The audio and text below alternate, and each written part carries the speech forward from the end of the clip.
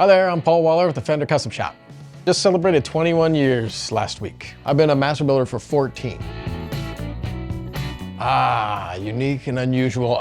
When a customer provides material for a guitar, that can get interesting. And sometimes very specific wood grain can be difficult.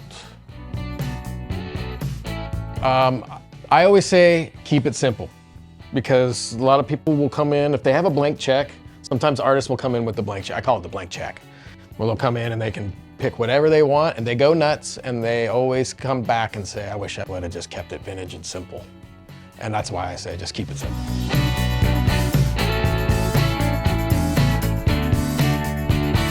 How I select the wood is none of your business.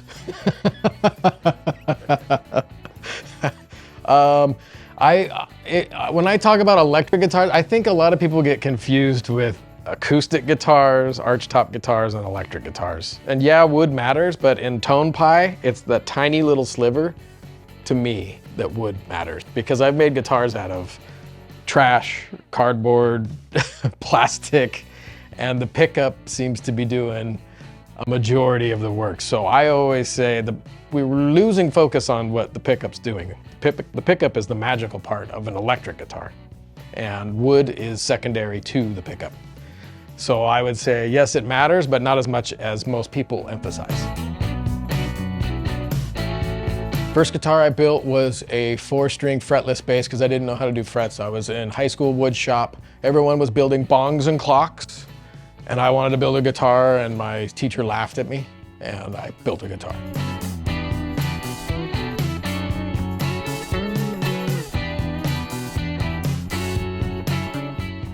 I think what inspires me is when I get to see it, like live performances, or when a customer sends me an email out of the blue and says, this is the greatest guitar I've ever had.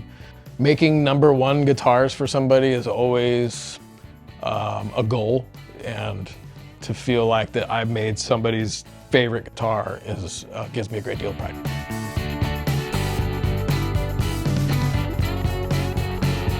It's not as easy as you think, and you gotta work really hard and long hours.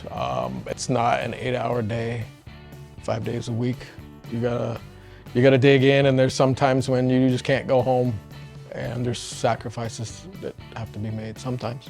Sometimes you get to leave early and spend time with your family and go on vacation. But there's times when you gotta dig in and get it done.